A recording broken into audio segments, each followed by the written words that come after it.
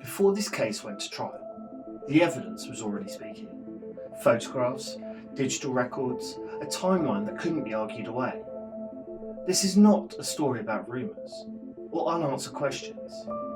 This is a story about what was proven, what was documented, and what evidence ultimately revealed. This is the case of Jodi Arias and the murder of Travis Alexander.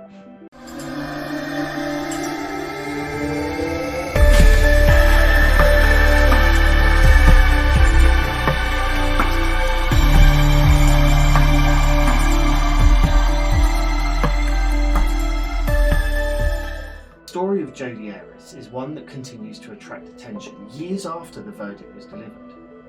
Not because of the facts are unclear, but because of the sheer amount of evidence that documents how this case unfolded step by step.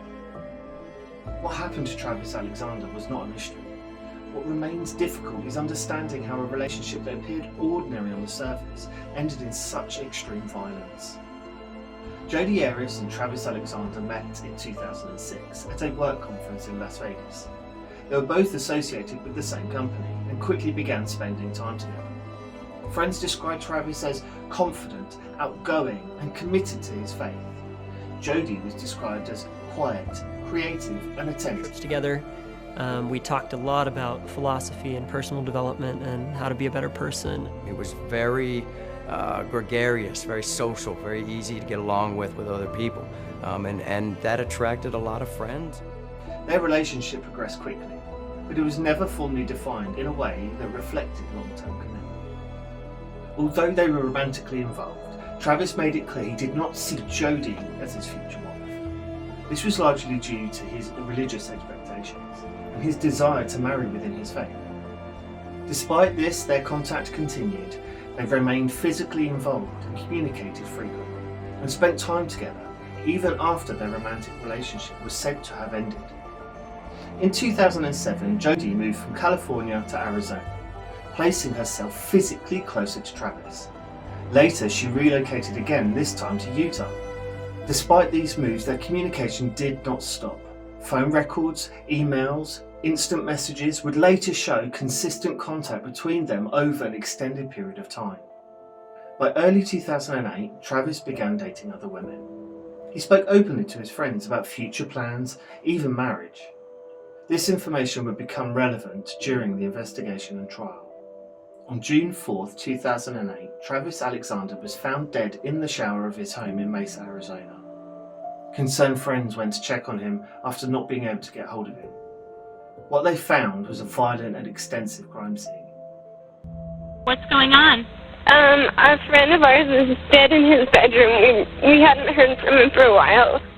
We think he's dead. His roommate just went in there and said there's lots of blood. I didn't go in, but I can give you the phone to someone who went in there. Yes, please, can you? Hello.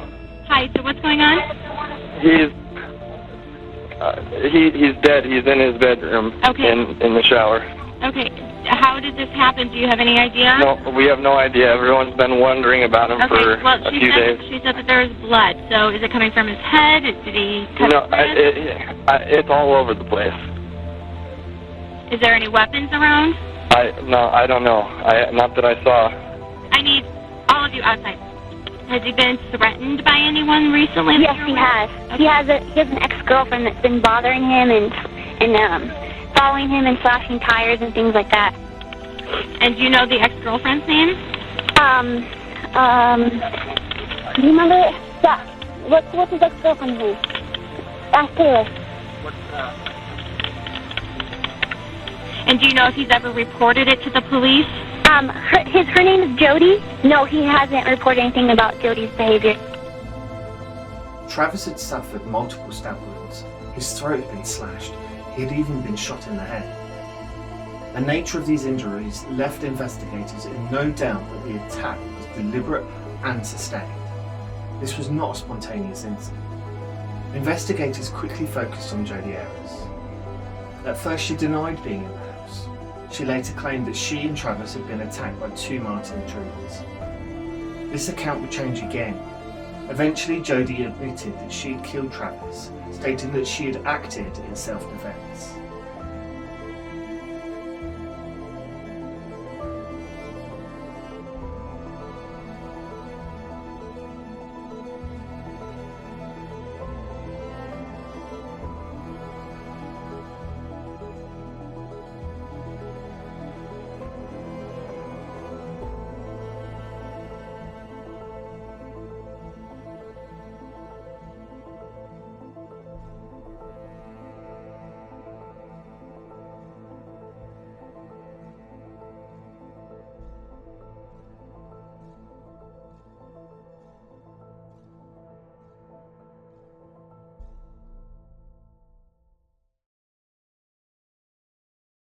Physical evidence played a crucial role in this case.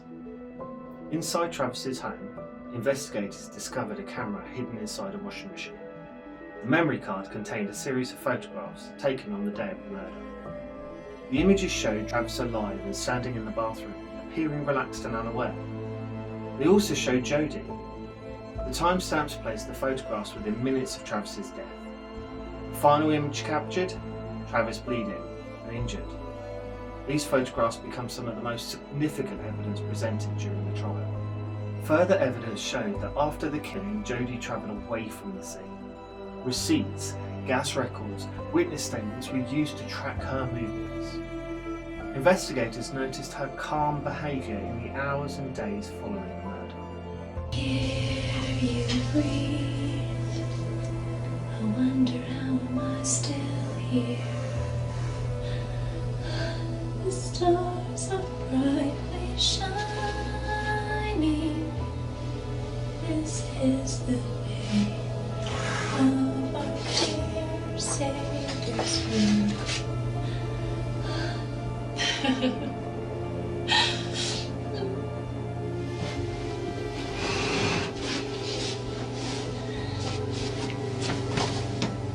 Blood evidence also contradicted her initial claims.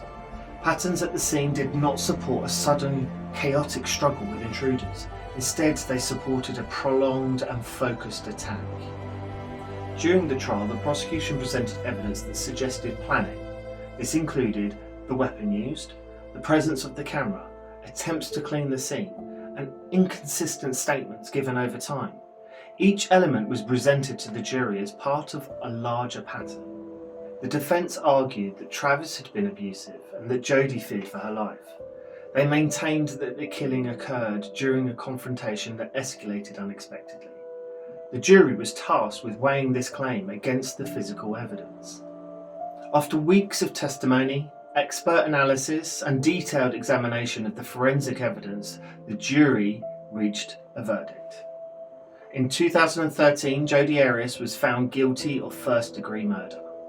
She was later sentenced to life in prison without possibility of parole. The sentence phase included victim impact statements and further review of the evidence presented. Even after the conviction, the case continued to receive public attention. This was largely due to the extensive documentation of the crime and the availability of the evidence that allowed the public to follow the case in detail. What makes this case notable is not speculation or unanswered questions. It is the volume of evidence, photographs, digital records, witness statements, forensic analysis. Each piece contributed to a clear timeline of events. The case of Travis Alexander serves as a reminder of how quickly situations can escalate when boundaries are unclear and relationships remain unresolved.